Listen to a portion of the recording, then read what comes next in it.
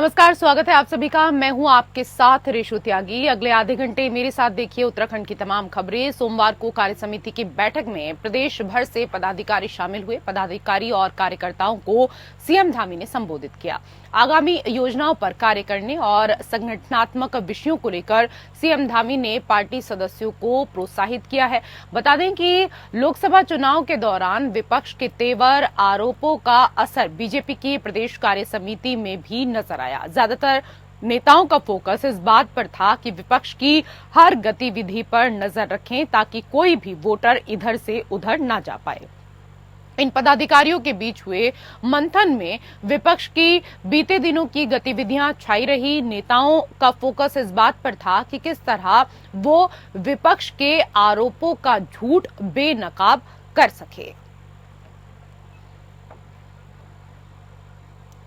और इस खबर पर ज्यादा जानकारी के साथ हमारे सहयोगी योगेश फोन लाइन पर जुड़ चुके हैं। योगेश, क्योंकि कल महत्वपूर्ण बैठक हुई है, बीजेपी कार्य समिति की बैठक थी और ऐसे में विपक्ष की गतिविधियों पर नजर रखने के लिए कहा गया है ताकि जो वोटर्स हैं वो इधर उधर ना जाएं। बिल्कुल, सबसे बड़ी बात यह है कि जिस तरह से लोकसभा चुनाव में एक बड़ी जीत हासिल की थी भाजपा ने, तो जब उत्तराखंड के दो उपचुनाव हुए, दो सीटों पे उपचुनाव हुए, तो दोनों में ही भाजपा को मुंह की खानी पड़ी। हार हुई, बड़ी हार हुई, जबकि कैंडिडेट दोनों ही जगह बहुत मजबूत बताए जा रहे थे। और उसके बाद ये बैठक में सबसे जो है विचार विमर्श इसी बात को लेकर हुआ कि भविष्य को लेकर क्या रणनीति बनाए, क्योंकि आगामी समय पे यहाँ पर एक के बाद एक चुनाव है। नगर निकाय के चुनाव है, ग्राम पंचायत के चुनाव है। उन चुनावों में खुद को मजबूत बनाकर रखना है। तो क्या कुछ रहेगी रणनीति, इसी पर चर्चा हुई। सभी मौजूद थे। मुख्यमंत्री पुष्कर सिंह धामी ने अपनी बात रखी।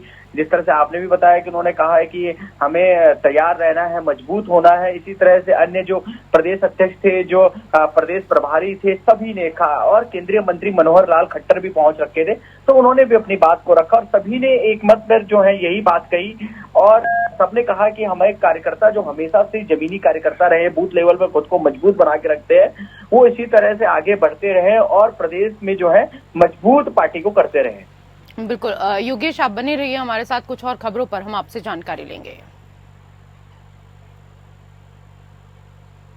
आपने 4 धाम और 12 ज्योतिर्लिंग में शामिल केदारनाथ धाम के बारे में अवश्य ही सुना होगा। बहुत सारे लोग वहां गए भी होंगे, लेकिन अब बाबा केदारनाथ के मंदिर का एक और पता बनने वाला है और वो है दिल्ली के बुराड़ी में। सही सुना आपने, दिल्ली में अब एक केदारनाथ मंदिर तैयार किया जा रहा है, जिसे लेकर उत्तराखंड के तीर्थ पुरोहितों और इसके साथ ही साधु संतों में जबरदस्त नाराजगी देखने को मिल रही है। बात अब हिंदुओं की परंपराओं और मान्यताओं से आगे निकलकर सियासत तक पहुंच गई है। दिल्ली के बुराड़ी इलाके में जो केदारनाथ मंदिर तैयार हो रहा है, उसके ट्रस्ट का नाम है केदारनाथ धाम ट्रस्ट बुराड़ी। इससे भी ज्यादा चौंकाने वाली बात यह है कि इस मंदिर का शिलान्यास कुछ दिन पहले ही उत्तराखंड के मुख्यमंत्री पुष्कर सिंह धामी ने ही किया है। अब उत्तराखंड के तीर्थ पुरोहित और साधु संत बाबा केदारनाथ के नाम पर बनाए जा रहे एक और मंदिर को हिंदुओं की परंपरा से छेड़छाड़ बता रहे हैं, चेतावनी दे रहे हैं कि ये बर्दाश्त नहीं किया जाएगा। इस पूरे विवाद से श्री बद्रीनाथ केदारनाथ मंदिर समिति ने खुद को अलग कर लिया है। उसका कहना है कि दिल्ली के केदारनाथ मंदिर से ना तो उसका कोई लेना देना है और ना ही राज्य सरकार का लेना देना है। तो दो तरह की बातें जो हैं वो इस दौरान यहां निकलकर सामने आ रही हैं। लेकिन उत्तराखंड में 4 धाम बचाओ, धामी हटाओ को लेकर नारेबाजी भी अब सुनने को मिलने लगी है। हमारा जो ज्योतिर्लिंग है उसका स्थान एक ही है, दूसरे स्थान पर धाम नहीं हो सकता है। प्रतीकात्मक रूप से मंदिर चूंकि अनेक स्थानों पर बने हैं, ऐसे स्थानों पर मंदिर बनते रहे, लेकिन मूल स्थान जो है ज्योतिर्लिंग हमारा उत्तराखंड के अंदर ही है, दूसरे स्थान पर धाम नहीं हो सकता। और इस खबर पर ज्यादा जानकारी के साथ हमारे सहयोगी योगेश फोन लाइन पर लगातार जुड़े हुए हैं। योगेश, क्योंकि अब विरोध कहीं ना कहीं धामी सरकार का इस पूरे मुद्दे पर होने लगा है और ऐसे में तीर्थ पुरोहितों ने प्रदर्शन किया है, सरकार पर आरोप भी लगाए हैं, नारेबाजी हो रही है कि 4 धाम बचाओ, धामी को हटाओ। बिल्कुल, जब से पहली बात तो जब ये लोगों के सामने ये बात आई कि दिल्ली में एक एक स्वरूप बनाया जा रहा है। बद्रीनाथ केदारनाथ मंदिर का जो है एक स्वरूप बनाया जा रहा है, वहां पर भी एक मंदिर बनाया जा रहा है बाकायदा। यहाँ सर बद्रीनाथ मंदिर से तो बताया जा रहा है कि पत्थर भी लेकर गए थे वहां पर, बाकी केदारनाथ मंदिर है तो वहां पर बनाया जा रहा है। खुद मुख्यमंत्री पुष्कर सिंह धामी ने इसका लोकार्पण भी किया था और काफी उत्साहित जो है वहां का जो गढ़वाल जो दिल्ली में जो रहता है गढ़वाली समूह, वो काफी इसको लेकर उत्साहित था। लेकिन अब तीर्थ पुरोहितों का, खासतौर पर पंडा पुरोहितों का उत्तराखंड से अलग अलग आवाजें जो है अब नाराजगी की उठने लगी हैं। सबका कहना है कि आखिर कैसे, सबसे बड़ी बात है कि ये धाम है ना कि मंदिर है। जिन मंदिरों, एक मंदिर का स्वरूप कहीं और पर बना दिया जाता है, ये धाम है, चारों ही धाम है।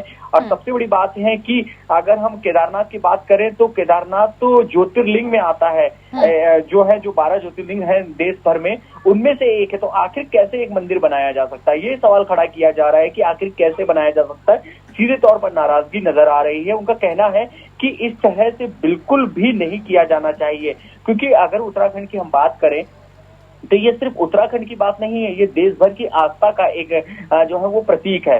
और अगर दिल्ली में ही मंदिर बन जाएगा तो लोग यहाँ क्यों आएंगे। और सबसे बड़ी बात यह है कि एक अलग स्थान रखता है, बद्रीनाथ और केदारनाथ दोनों ही एक अलग स्थान रखता है, और ऐसे में एक मंदिर बना देना ये किस तरह से सही है। दूसरी बात यह है कि अब मुख्यमंत्री ने भी सीधे तौर पर कह दिया है कि अगर छेड़छाड़ की गई है, अगर जो मंदिर का नाम है, नाम के साथ भी कोई छेड़छाड़ की गई तो हम इस पे कार्रवाई करेंगे। लेकिन इतना जरूर है कि इसको लेकर विवाद बहुत ज्यादा अब उत्तराखंड में बढ़ गया है। जी योगेश, आप बने रहिए हमारे साथ, कुछ और खबरों पर हम आपसे जानकारी लेंगे।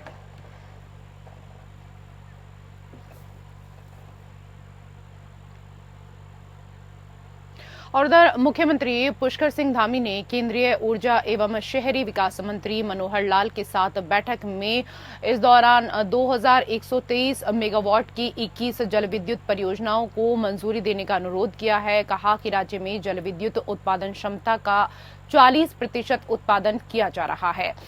सीएम आवास में हुई बैठक में अलकनंदा, भागीरथी और उनकी सहायक नदियों पर विशेषज्ञ समिति ने 21 जल विद्युत परियोजनाओं की अनुमति प्रदान की, जिसमें 771 मेगावाट की 11 परियोजनाओं पर किसी भी संस्था की ओर से कोई प्रतिबंध नहीं लगाया गया है। कुल 1352 मेगावाट क्षमता की 10 जल विद्युत परियोजनाओं के निर्माण के लिए विशेषज्ञ समिति ने अनुमति दे दी है।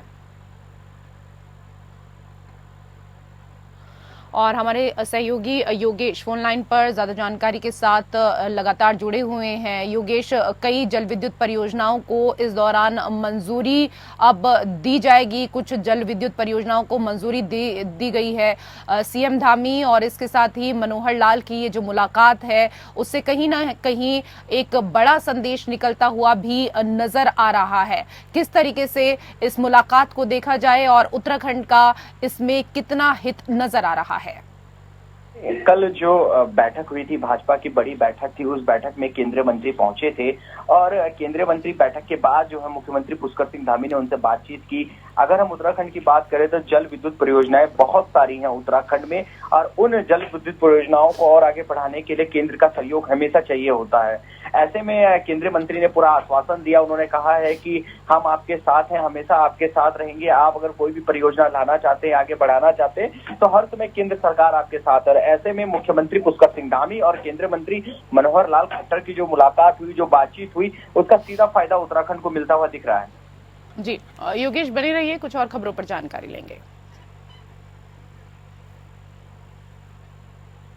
उधर कांग्रेस ने प्रदेश सरकार पर विकास प्राधिकरण के नाम पर ग्रामीणों का शोषण करने का आरोप लगाया है। कांग्रेस ने सीधे कहा कि जल्द ही नियम आने वाला है जिसमें अगर कोई अपने गांव में अपनी ही जमीन पर घर भी बना रहा है तो उसे भी नक्शा पास कराना होगा, जो बिल्कुल सही नहीं है।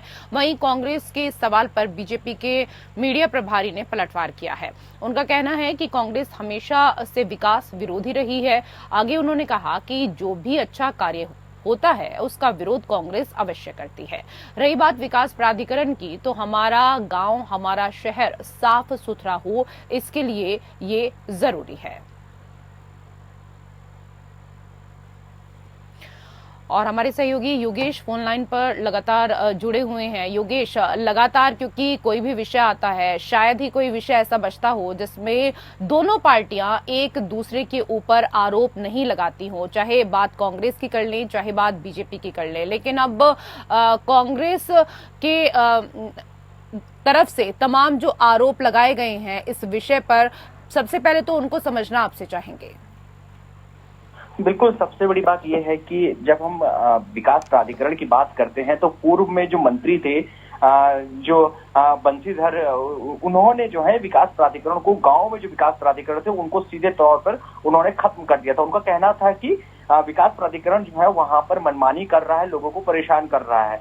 और अब जिस तरह से एक बात सामने आ रही है कि एक बार फिर से हो सकता है कि विकास प्राधिकरण जो है वो गांव में जो लोग घर बना रहे हैं उनको नक्शा बनाने पर मजबूर करे या फिर कहे कि आपको नक्शा बनाकर देना होगा। आमतौर पर अगर हम उत्तराखंड की बात करें, जो ग्रामीण क्षेत्र है उनकी बात करें, तो लोगों की अपनी जमीन होती है, लोग उसमें ही घर बना देते हैं, उनको कहीं भी भटकने की जरूरत नहीं होती, उन्हें किसी भी सरकारी दफ्तर में जाने की कोई जरूरत नहीं होती है। सीधे तौर पर उन्हें अगर वो अपना घर किसी भी 3 कमरों का 4 कमरों का कोई बनाना चाहते हैं तो वो बना सकते हैं। लेकिन अगर ये रूल आ गया तो उनको अब विकास प्राधिकरण में जाना पड़ेगा। एक ग्रामीण व्यक्ति जो अपने ही जमीन पर, अपने जो कि जिसकी पुश्तैनी जमीन है, वो जमीन खरीद कर किसी शहर में नहीं बस रहा है, बाकायदा अपने घर में, अपने गांव में, अपनी जमीन पर अपना घर बना रहा है, उसको भी दफ्तरों के चक्कर काटने पड़ेंगे। और सब जानते हैं कि प्राधिकरणों में किस तरह से आम लोगों को परेशान किया जाता है, किस तरह से उनको जो है मजबूर किया जाता है कई चीजों के लिए। ये बात बिल्कुल जग जाहिर है, हर कोई इस बात को जानता है। इसी का विरोध अब कांग्रेस करने लगी है। कांग्रेस का कहना है कि आखिर एक ग्रामीण व्यक्ति जो अपनी ही जमीन पर अपना घर बना रहा है, उसको उन दफ्तरों के चक्कर काटने की क्या जरूरत है। उसका पुश्तैनी जमीन है, पुश्तैनी है, वो अपने गांव में रह रहा है, तो उसे क्या जरूरत है। शहरों में अगर कोई व्यक्ति बस के आ रहा है तो वो अलग चीज जाती है, लेकिन ग्रामीण जिसका अपनी जमीन है उस पर तो ये सब चीजें नहीं थोपनी चाहिए। ये बिल्कुल ही गलत है, क्योंकि पहले भी ये सब खुद जो मंत्री थे उन्होंने कहा था कि ये लोग परेशान करते हैं ग्रामीणों को, तो अब कैसे ऐसा हो सकता है कि वो परेशान ना करें। ये कांग्रेस ने सीधे तौर पर सवाल खड़ा किया है। दूसरी तरफ भाजपा लगातार यही कह रही है कि कांग्रेस विकास विरोधी है, वो नहीं चाहती है कि इस तरह की चीजें हों। लेकिन अगर इसको देखा जाए तो बिल्कुल एक तरह से ये कांग्रेस की बात बिल्कुल सही भी लगती है, क्योंकि ग्रामीण लोग काफी परेशान होंगे, क्योंकि ग्रामीण पहले से ये देखा गया कि अपने खेतों पर, अपनी जगहों पर, अपनी जमीन पर वो घर बनाते हैं, अपने हिसाब से घर बनाते हैं, और अब उसके लिए भी अगर उन्हें प्राधिकरणों के चक्कर काटने पड़ेंगे तो उनको काफी परेशानी होगी। जी योगेश, आप बने रहिए, कुछ और खबरों पर हम आपसे जानकारी लेंगे। और उधर दिल्ली के बुराड़ी में बन रहे केदारनाथ और बद्रीनाथ मंदिर को लेकर उत्तराखंड में अब कई लोग सवाल खड़े कर रहे हैं। बाबा केदारनाथ धाम के पुजारी भी इसका विरोध कर रहे हैं। लोग सवाल खड़े कर रहे हैं कि भगवान बद्री विशाल और बाबा केदारनाथ एक धाम है, और कैसे एक धाम का मंदिर दिल्ली में बन सकता है। वहीं कांग्रेस लगातार दिल्ली में बन रहे मंदिरों का विरोध कर रही है। कांग्रेस के प्रदेश अध्यक्ष करण माहरा का कहना है कि जो मंदिर बन रहा है उसमें पुरातत्व विभाग के नियमों का भी पालन नहीं हो रहा है। नियमों में सीधे लिखा हुआ है कि कोई भी पुरातत्व मंदिरों से एक पत्थर भी उठाकर नहीं ले जा सकता। साथ ही जिस दिन मंदिर का उद्घाटन हुआ उस दिन हमारे प्रदेश के 5 सैनिक शहीद हो गए थे। विधायक शैला रानी रावत की मृत्यु हुई थी, बावजूद इसके मंदिर का उद्घाटन किया गया। सिर्फ 4 ही धाम है और यह 5वां धाम बनाने की कोशिश की जा रही है। तो केदारनाथ धाम का जिस तरीके से अगर यहाँ पर बात करें, मंदिर जो बुराड़ी में बनाया जा रहा है इसको लेकर जहां साधु संत तो नाराज हैं ही, वहीं कांग्रेस भी लगातार अब सरकार पर हमलावर होती हुई नजर आ रही है। हमारे सहयोगी योगेश लगातार हमारे साथ जुड़े हुए हैं। और योगेश, ऐसे में अगर बात करें कांग्रेस की, तो कांग्रेस एक के बाद एक तमाम मुद्दे उठा रही है, और वो ऐसे में बीजेपी को नियम भी बता रही है कि किस तरीके से नियमों में सीधे लिखा हुआ है कि कोई भी पुरातत्व मंदिर से एक जो पत्थर है वो तक नहीं उठा सकता। साथ ही जिस दिन मंदिर का उद्घाटन हुआ उसी दिन हमारे प्रदेश के 5 सैनिक शहीद हुए थे। विधायक शैला रानी रावत का निधन भी हुआ था, लेकिन इसके बावजूद भी मंदिर का उद्घाटन करने के लिए सीएम धामी पहुंच जाते हैं। कांग्रेस इसका विरोध लगातार कर रही है और कांग्रेस के प्रदेश अध्यक्ष ने जिस तरह से अपनी बात रखी है, उनका कहना है कि आखिर क्या जरूरत पड़ जा रही है जो दिल्ली में मंदिर बनाया जा रहा है, केदारनाथ मंदिर जो है वहां पर बनाया जा रहा है, क्योंकि 4 धाम तो उत्तराखंड में है, 5वां धाम बनाने की क्यों कोशिश की जा रही है। उनका कहना है कि हर कोई व्यक्ति जो है उसके आस्था से जुड़ा हुआ है, केदारनाथ आस्था के साथ जो है वो खिलवाड़ किया जा रहा है। बाकी सवाल तो उन्होंने उठाए कि उस दिन लोकार्पण करने की क्या जरूरत थी जिस दिन उत्तराखंड से जो सैनिक हैं वो शहीद हुए थे। तो कई सारे सवाल जो है वो करण मेहरा ने उठाए हैं। जी बिल्कुल, क्योंकि योगेश अगर यहाँ पर बात करें, देखिए चाहे बात अब पुजारियों को लेकर करें, साधु संतों को लेकर करें या उत्तराखंड के आम जनमानस की करें, हर कोई इस बात से नाराज है और सरकार को घेरता हुआ नजर आ रहा है। क्या ऐसे में जब कांग्रेस भी लगातार आरोप लगा रही है इस मंदिर को लेकर, तो क्या सत्ता पक्ष ने अभी तक इस पर कोई बयान दिया है? नहीं, बिल्कुल, बद्री केदार मंदिर समिति के अध्यक्ष का एक बयान जरूर सामने आया। उन्होंने कहा है कि हमारा जो मंदिर बन रहा है प्रदेश सरकार का, उस मंदिर से कोई लेना देना नहीं है, हमारी तरफ से कोई फंड वहां नहीं जा रहा है। ये वहाँ के स्थानीय लोग जो हैं, जो उत्तराखंड के रहने वाले लोग हैं, उनके द्वारा ये मंदिर वहां पर बनाया जा रहा है, हमारा उससे कोई भी लेना देना नहीं है और किसी भी तरह से। और साथ ही ये भी सामने आया है कि प्रदेश सरकार ने ये भी कहा है कि बद्रीनाथ धाम, केदारनाथ धाम का अगर नाम का उपयोग किया जाता है तो ये इसके ऊपर भी हम कार्रवाई करेंगे, इसका हमसे कोई लेना देना नहीं है। जो समुदाय जो उत्तराखंड से जुड़ा हुआ वहां पर रहता है वो अपनी तरफ से जो है ये सब बना रहा है। जी, बहुत बहुत धन्यवाद तमाम जानकारी के लिए योगेश।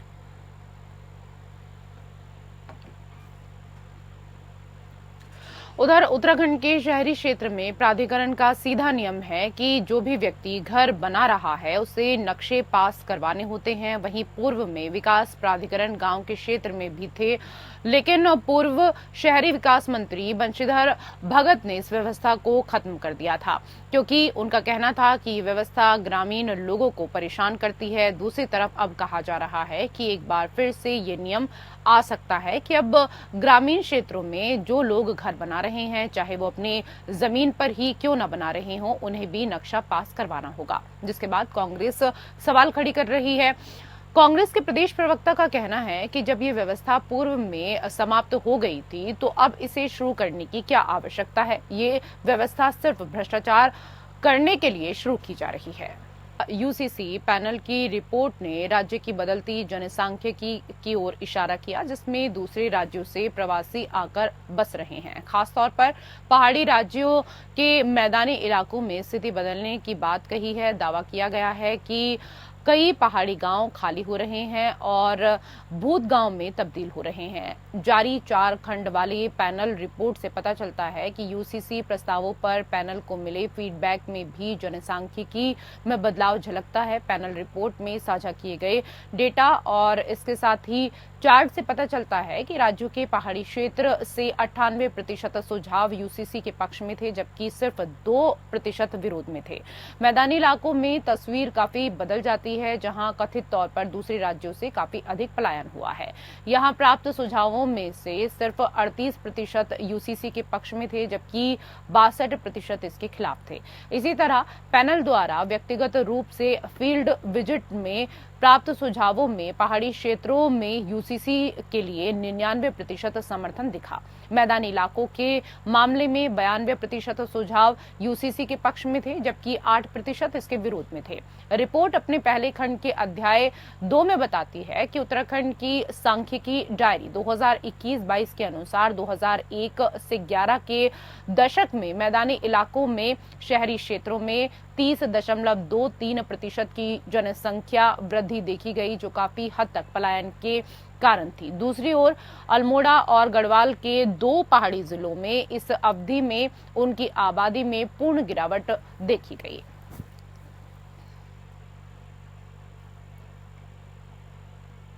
उधर उत्तराखंड में 1-2 नहीं बल्कि 40 पुल असुरक्षित श्रेणी में हैं।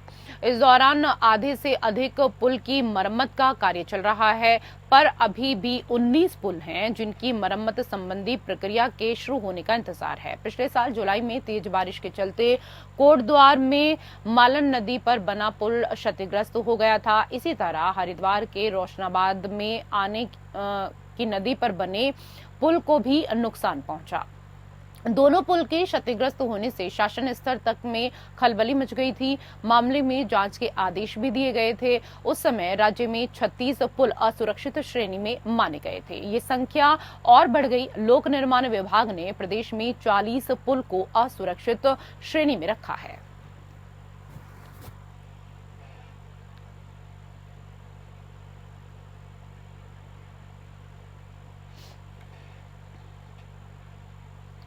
बागेश्वर जिले के ग्रामीण इलाके में उगाई जाने वाली भांग की फसल व्यवसाय का रूप अब धारण कर चुकी है। बागेश्वर में बड़े पैमाने पर हो रहे भांग के कारोबार पर रोक लगाने के लिए पुलिस पटवारियों से खेत मालिकों का ब्यौरा निकालकर NDPS एक्ट के तहत मुकदमा लिखेगी। बागेश्वर जिला नशे के अत्यधिक कारोबार के कारण रेड जोन में आता है।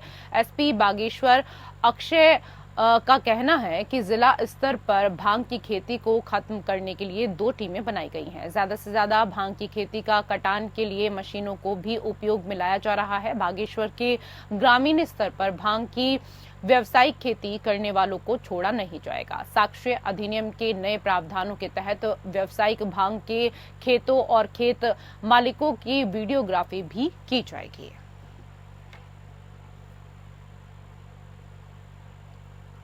उधर मानसून की दस्तक के बीच मौसम विभाग ने एक बार फिर से पूरे प्रदेश भर में भारी बारिश का अलर्ट जारी किया है। मौसम विभाग के मुताबिक आज प्रदेश के अधिकांश हिस्सों में भारी बारिश देखने को मिल सकती है। खासकर इस दौरान कुमाऊं के अधिकांश जिलों में भारी बारिश का अलर्ट मौसम विभाग ने जारी किया है। वहीं मैदानी इलाकों में भी इस दौरान बारिश देखने को मिल सकती है। मौसम वैज्ञानिक रोहित थपलियाल ने कहा कि आज प्रदेश भर में बारिश का अलर्ट जारी किया है। हालांकि 17 और 18 जुलाई से पूरे प्रदेश भर में बारिश की गतिविधि में इजाफा देखने को मिल सकता है, जिसके चलते लोगों को सतर्क रहने की काफी आवश्यकता है ताकि जान माल का नुकसान न हो।